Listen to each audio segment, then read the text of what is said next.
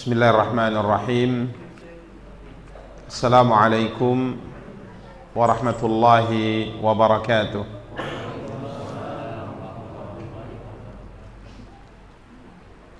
Alhamdulillahi rabbil alamin, wal aqibatu lil muttaqin fala udwana illa 'alal zalimin. Asyhadu an la ilaha illallah wahdahu la syarika lah, wa asyhadu anna Muhammadan abduhu wa rasuluh. Salawatu rabbi wa salamuhu alaihi wa ala alihi wa ashabihi wa man ihtada bihadyihi wa istanna bisunnatihi ila yaumiddin wa sallama tasliman katsira, amma ba'du. Ikhwani wa akhawati kaum muslimin, kaum muslimat rahimani wa rahimakumullahu jami'ah. Puji dan syukur alhamdulillah senantiasa kita ucapkan untuk Allah subhanahu wa ta'ala. Salawat beserta salam semoga senantiasa dilimpahkan oleh Allah subhanahu wa ta'ala untuk junjungan dan panutan kita Nabi Allah yang mulia Muhammad sallallahu alaihi wasallam. Ikhwani wa akhawati kaum muslimin, kaum muslimat rahimani wa rahimakumullahu jami'ah. Biidznillah, pada kesempatan yang berbahagia kali ini mencoba untuk membaca dan menjelaskan salah satu di antara karya yang ditulis oleh Al-Imam Abu Zakaria Yahya bin Sharaf An-Nawawi rahimahullahu ta'ala, di mana pada pertemuan yang lalu anhuma bahwa Rasulullah sallallahu alaihi wasallam bersabda, ad-dunya mata'un wa khairu mata'iha al-mar'atu salihah. Dunia ini adalah mata, artinya kesenangan. Yahsulu al-istirwahu bihi wa tana'umu bihi, di mana dengan dunia seorang akan mendapatkan ketentraman, akan mendapatkan ketenangan sesuai dengan waktu yang Allah subhanahu wa ta'ala tentukan untuknya. Artinya apa yang Allah subhanahu wa ta'ala anugerahkan kepada seorang hamba dalam kehidupan dunia, imma mungkin rumah, kendaraan, harta yang ia miliki, maka dengan itu semua ia akan mendapatkan ketenangan, ketentraman, kebahagiaan, waqtan muhaddadan, sesuai dengan waktu yang ditentukan oleh Allah Subhanahu wa taala. Karena semuanya punya batas. Ya, semuanya punya batas. Walaupun kadang-kadang apa yang Allah anugerahkan kepada kita mungkin belum diambil oleh Allah Subhanahu wa taala, belum diputus oleh Allah dari kita, tapi kadang-kadang ketentramannya sudah hilang. Ya. Ketenangan, kebahagiaan dengannya sudah hilang. Artinya sudah kita anggap biasa nikmat itu. Ini dunia, mata dunia ini adalah kesenangan. Kemudian Nabi SAW menyebutkan mata, ketenangan, ketentraman, kebahagiaan, kesenangan yang terbaik dari apa yang Allah anugerahkan kepada seorang hamba di atas muka bumi ini. Maka Nabi SAW bersabda, wa khairu mata'iha al-mar'atus salihah, dan sebaik-baik kesenangan, sebaik-baik kebahagiaan, sebaik-baik ketentraman yang Allah berikan dari semua apa yang diberikan Allah kepada seorang hamba laki-laki adalah tatkala Allah anugerahkan kepadanya al-mar'atus salihah, istri yang salihah. Ini telah kita jelaskan pada pertemuan yang lalu bahwa Istri yang salihah adalah sebaik-baik nikmat, sebaik-baik anugerah yang Allah SWT berikan kepada seorang laki-laki yang dimiliki oleh seorang hamba. yakni wanita salihah, istri yang salihah. Sifatnya istri salihah adalah pertama, kemarin kita sebutkan apa? Apabila dilihat, kita memandangnya membahagiakan kita. Dan kita titik beratkan pada pertemuan yang lalu, kebahagiaan memandangnya, adanya kesenangan memandangnya, terutama berkaitan dengan apa? Parasnya ya. Kepribadian. Bukan wajahnya. Wajahnya juga mungkin tentunya punya nilai yang membuat kita bahagia. Tapi yang paling utama apa? Agamanya, akhlaknya, kepribadiannya. Karena kadang-kadang kita sebutkan kemarin, seorang wanita punya paras yang sangat bagus, nilainya mungkin 9,9, tapi akhlaknya 0, sekian. Itu jelek ya. Makanya dititik beratkan oleh para ulama adalah apa? Agamanya, adab, akhlaknya. Tapi kalau bergabung, parasnya bagus, akhlaknya bagus, hartanya banyak, lahir dari keturunan yang mulia, mimpi. Mimpi Pak ya, insyaallah. Nabi SAW katakan itu ya, wanita itu dinikahi karena 4 sebab: jamaliha, wali hasabiha, wali maliha, wali diniha. Wanita dinikahi karena latar belakangnya 4 ini: kecantikan, harta, keturunan, agama. Tapi Nabi berpesan fadfar bidatid din ya, karena untuk menggabungkan 4 ini memang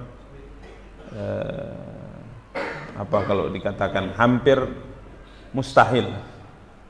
Tapi ada hampir mustahil, mungkin 1.000.000 1 lah, bukan 1.001, 1.001, 4 ya tergabung padanya. Tapi kadang-kadang 2 ditemukan, 2-nya lagi tidak. Tapi yang parah itu 4-4-nya nggak ada. Itu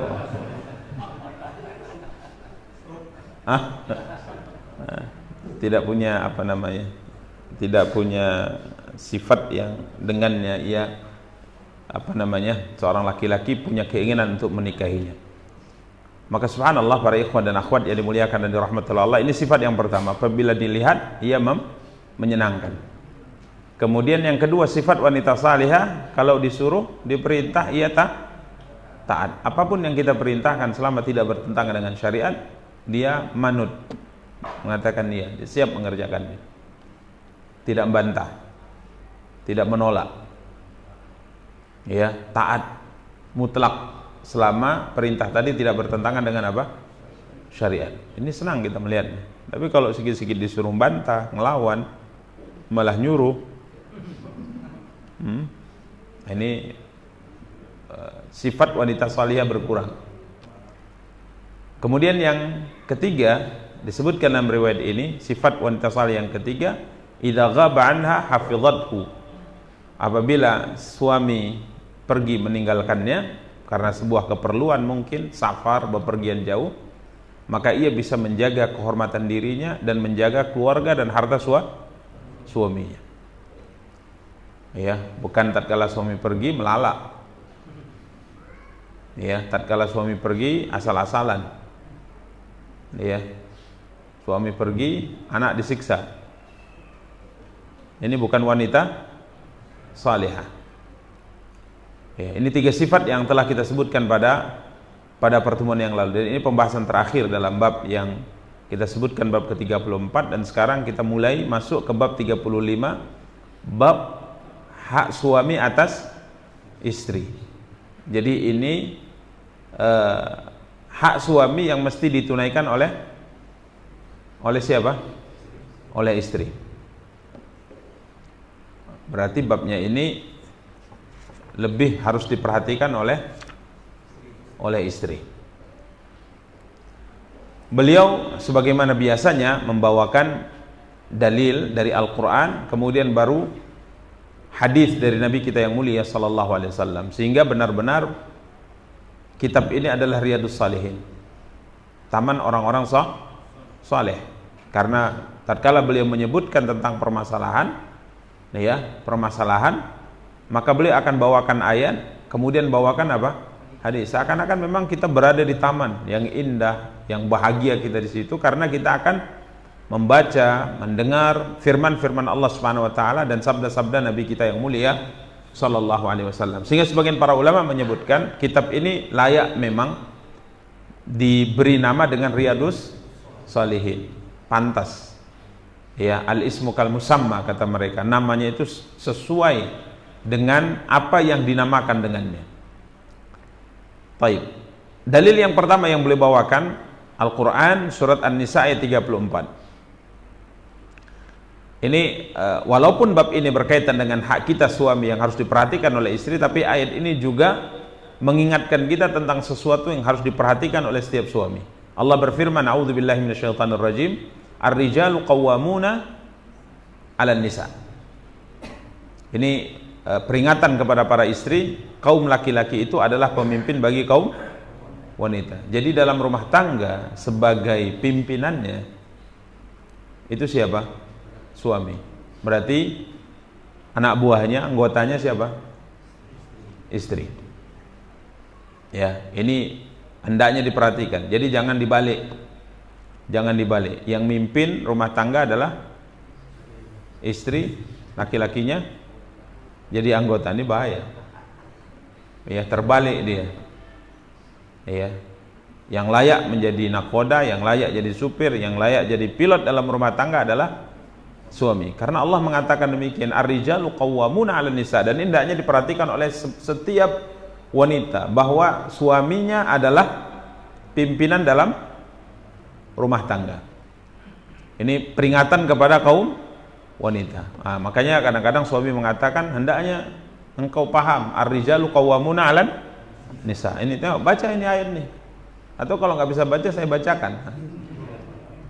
Saya baca surat An-Nisa ayat 34. Ya boleh juga nanti dikasih Quran dan terjemahnya suruh baca. Coba baca, kuat. Kurang kuat, baca lagi. Tapi subhanallah, ayat setelahnya mungkin serangan ke kita, peringatan ke kita. Kita menjadi pimpinan dalam rumah tangga karena dua hal. Makanya kalau dua hal ini tidak diperhatikan, kepemimpinan itu pasti pincang.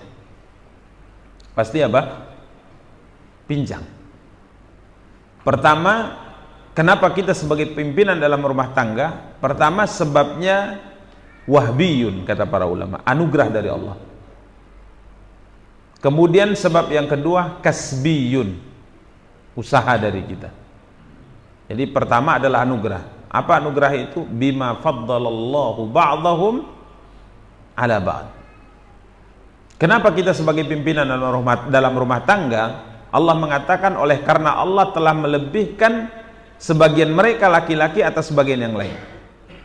Ya, sebelum kita kaji kelebihan-kelebihan yang Allah berikan pada laki-laki atas wanita, sebuah hal yang para ulama ingatkan, di sini Allah memakai kata ba'dahum ala ba'd.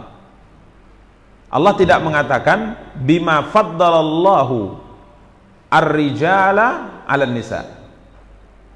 Tapi Allah mengatakan ba'dahum ala ba'd. Seakan-akan memang wanita dan laki-laki itu adalah satu kesatuan yang tidak bisa dipisahkan. Karena Allah memakai kata karena Allah melebihkan sebagian mereka, maksudnya laki-laki atas sebagian yang lain. Allah tidak mengatakan karena Allah melebihkan laki-laki atas perempuan. Jadi kalau Allah mengatakan karena Allah melebihkan laki-laki atas perempuan, sepertinya ada jarak antara laki-laki dan perempuan. Tapi Allah seakan-akan menyebutkan bahwa laki-laki adalah bahagian wanita, wanita adalah bahagian laki-laki. Karena memang dalam kehidupan laki-laki tidak bisa hidup tanpa wanita, dan wanita juga tidak bisa hidup tanpa laki-laki.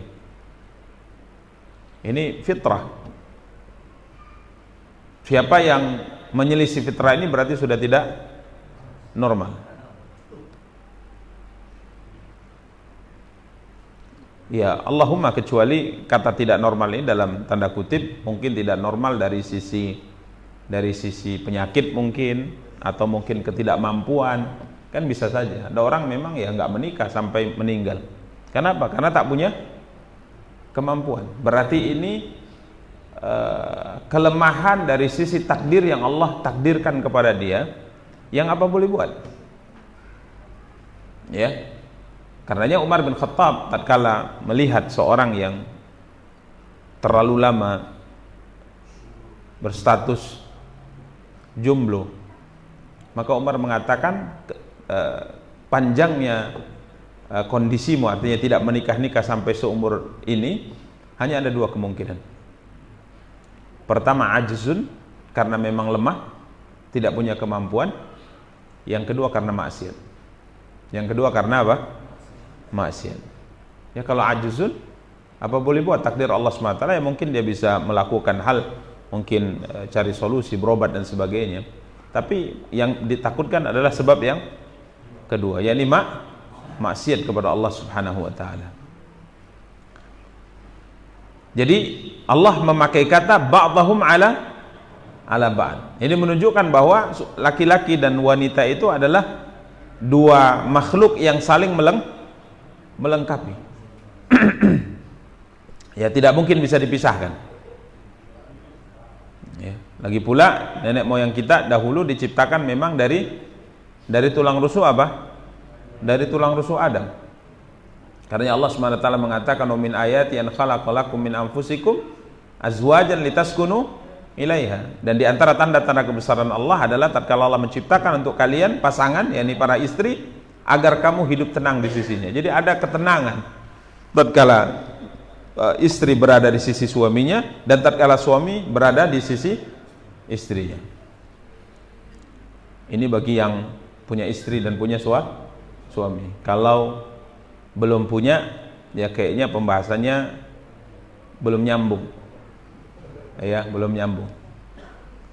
Ya, masih nerawang. Masa iya kan gitu kan. Kalau nggak percaya coba saja. Ya, kalau tidak percaya bagi yang jomblo silahkan cepat menikah. Dia akan melihat tanda kebesaran Allah dalam bab ini. Bahkan yang di depan ini juga mungkin nyesal ya, sudah nikah kenapa enggak. bukan itu maksud saya. Laki-laki ini memang payah. Artinya sebagian orang tanya, udah nikah? Sudah. Berapa lama? 2 tahun. Nyesal saya nikah. Lu kok nyesal? Kenapa kok dari dulu saya tidak menikah? Jadi subhanallah, memang ini ketenangan yang Allah SWT takdirkan, yang tidak ada seorang manusia yang bisa lepas dari ketenangan dan ketentraman ini. Kemudian kita kembali ke poin pembahasan, kenapa laki-laki itu menjadi pemimpin bagi kaum wanita dalam rumah tangga? Karena Allah telah melebihkan sebagian mereka, laki-laki, atas sebagian yang lain, yakni kaum wanita. Apa kelebihan yang Allah berikan? Lihat apa yang dijelaskan oleh para ulama, di antaranya Al-Imam Al-Hafidh Ibnu Katsir rahimahullahu taala. Beliau berkata rahimahullah,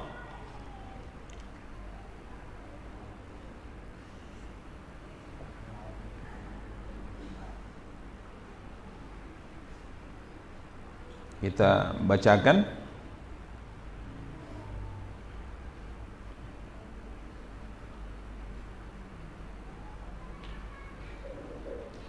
Pertama, quwwah fil jismi wa ziyadatan fil ilm. Yang pertama quwwatun fil jismi, yang kedua ziyadatun fil ilm. Anugerah Allah kepada laki-laki memang diciptakan memiliki kelebihan dari kekuatan jasmani. Dari kekuatan apa? Jasmani. Jadi laki-laki itu dari sisi jasmaninya, dari sisi tubuhnya itu lebih kuat dari laki-laki. Karena ini memang betul harus diperhatikan gitu. Makanya Umar bin Khattab tatkala melihat seorang pemuda jalan lenggak-lenggok, dipukul oleh beliau. Pakai apa? Pakai pelepah kurma. Kamu jalan yang bagus. Ya, jalan laki-laki itu jalannya ya laki-laki. Quwwah fil jism. Dia memang ditakdirkan Allah memiliki kekuatan di jasmaninya. Ya. Sedangkan perempuan tidak. Karenanya semakin besar laki-laki semakin berotot kan gitu. Semakin kuat dia. Suaranya semakin besar. Beda dengan perempuan. Semakin besar jalannya semakin lenggak-lenggok. Suaranya semakin gitu. Jadi kalau laki-laki semakin besar, semakin lenggak-lenggok, ya, semakin besar suaranya semakin mendayu, ini nggak bisa jadi pemimpin, ya, bahaya. Quwwah fil jism, kuat pada jasmaninya. Kemudian ziyadatan fil ilm, dia punya kelebihan dari pengetahuan. Makanya disebutkan dalam penelitian memang otak laki-laki itu lebih besar dari otak perempuan. Bahkan kadang-kadang otak perempuan pada kondisi-kondisi tertentu dia apa istilahnya? Mengecil. Pada kondisi normal dia biasa, pada kondisi tertentu dia mengecil. Maka tatkala otaknya mengecil pada kondisi-kondisi tertentu, maka akan keluar dari dirinya sikap-sikap yang menunjukkan kelemahan akalnya. Yang kita mengatakan dia nggak lazim seperti itu. Sebagian ulama mengatakan setelah penelitian ini baru saya baca juga, tatkala dia haid, tatkala dia hamil, ini mesti dipahami juga walaupun kita baru paham. Makanya waktu istri kita hamil banyak kali tuntutannya gitu kan, aneh-aneh aja, ya kan, mintanya apa? Mangga pentil pula diminta, malam pula itu mintanya, kan? Ya itu malam begitulah ketentuannya, aneh-aneh saja, ya. Kadang kita mau marah gimana, kan? Pas ya pun mangga pun tak punya, minta pula mangga. Kalau mangga masak, insya Allah di pajak ada. Jadi mangga enggak masak, mangga muda. Apa enaknya mangga muda? Ya kan? Tapi begitu. Ya. Jadi ini memang akalnya, karena akalnya dia dalam kondisi itu dia mengecil. Ya akhirnya mudah tersinggung lah. Padahal dalam kondisi tertentu ya kita nggak tersinggung ya dia. Tapi pada kondisi tersinggung. Bahkan seperti kita bertanya-tanya, ini waktu nikah dulu cinta nggak sama aku dia ini sebetulnya, kan gitu kan? Kok sikapnya berbeda gitu? Kiranya otaknya mengecil. Jadi ilmu, kita punya otak yang stabil, laki-laki. Ya, sehingga apa? Laki-laki ini dengan dua kelebihan ini, kuat dari sisi jasmaninya, kuat dari sisi keilmuannya, ilmu pengetahuannya, karena ia punya otak yang lebih besar, sehingga dia mampu memikul beban hidup. Mampu memikul beban hidup. Kalau perempuan tidak. Makanya kalau terlalu berat beban wanita, pasti menangis dia. Laki-laki semakin berat semakin tertantang dia. Makanya jangan seperti wanita cengeng ya, berat beban hidup nangis gitu. Ada masalah di luar pulang nangis gitu. Istrinya pun bingung. Ya kan? Istrinya bingung. Ini apa nih sikit-sikit nangis. Kayak gitu. Ini hal yang hendaknya diperhatikan nih dalam penjelasan nih. Karenanya dengan ini lahu qudratun ala tahammuli a'ba'il hayah wa takalifiha. Dia mampu memikul beban hidup. Bahkan dia kadang-kadang tidak butuh masukan istrinya, dia yang akan menyelesaikan masalahnya sendiri. Ya. Sehingga dengan kelebihan ini akhirnya dia bisa menjadi makhluk yang mengayomi istrinya, menjaga istrinya, memperhatikan istrinya. Jangan kebalikannya. Akhirnya istri mengayomi dia. Pulang nangis, istrinya yang menyabar-nyabarkan. Terbalik. Ngeluh istrinya yang menguatkannya, gimana laki-laki? Nah, istrinya bilang terbalik bang ya. Hah? Buang kemana? Asam kumbang. Apa? Buaya. Baik, masya Allah. Ini penjelasan ya para ulama rahimahumullah. Tapi bukan berarti kemudian semua laki-laki punya sifat ini dan semua wanita punya sifat yang dibawa laki-laki. Ini dari sisi jenis, bukan per individu, kata para ulama. Karena kalau dilihat dari per individu, kita akan dapati perempuan itu yang akalnya lebih sempurna dari laki-laki. Ya, maka Nabi SAW sebutkan laki-laki yang sempurna itu banyak. Ya, ini dari kalangan para nabi dan rasul. Tapi dari wanita tidak ada yang sempurna akalnya kecuali 4 orang. Asiyah bintu Muzahim, Maryam bintu Imran, Khadijah bintu Khuwailid, Fatimah bintu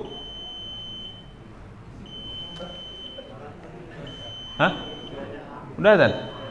Oh. Oh, Ustaznya agak lama. Oh, salah saya. Belum selesai nih. Ya masih banyak. Tapi khairlah. Ya biasa nih kalau taklim lagi kitab mungkin kelemahan ya. Kalau lagi serius antum perhatikan bagus, antum serius memperhatikannya, kita ingat banyak ilmu. Tapi kalau antum banyak ngantuk, ana pun udah mentok aja pikirannya. Apa yang mau saya sampaikan udah mentok gitu.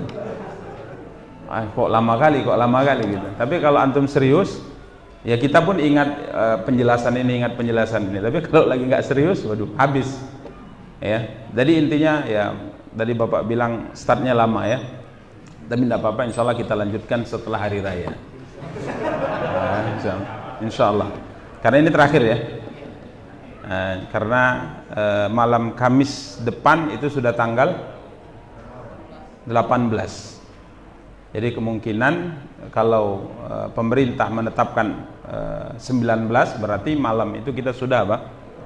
Sudah tarawih. Jadi insya Allah bab 35 ini akan kita lanjutkan insya Allah setelah Idul Fitr ya, di Syawal insya Allah ta'ala ya. Padahal masih ayat ya, tapi di sini ada hak yang memang pelajaran bagi wanita, nanti harus didengar bagus-bagus. Bahkan ibu-ibu harus bawa catatan ini, bawa catatan kewajiban harus ditunaikan, karena bahaya kalau tidak ditunaikan. Bapak yang istrinya tidak dibawa, bawa catatan, nanti di rumah suruh dia baca. Ini tadi hasil belajarnya, silakan kamu baca. Ini memang harus diperhatikan karena kebahagiaan dalam rumah tangga, ketentraman dalam rumah tangga tergantung sejauh mana kedua belah pihak menunaikan hak dan tanggung jawabnya masing-masing. Demikian para ikhwah dan akhwat yang dimuliakan dan dirahmati Allah yang dapat kita sampaikan. Semoga ada faidahnya. Insyaallah kita bertemu lagi setelah Idul Fitri. Semoga Allah berikan pada kita kesehatan, kelapangan waktu sehingga kita bisa mengulang atau melanjutkan kajian kitab Riyadhus Shalihin insyaallah taala. Semoga Allah berikan manfaat. Kita tutup dengan doa kafaratul majlis. Subhanakallahumma bihamdika asyhadu an la ilaha illa anta astaghfiruka wa atubu ilaik. Wassalamualaikum warahmatullahi wabarakatuh.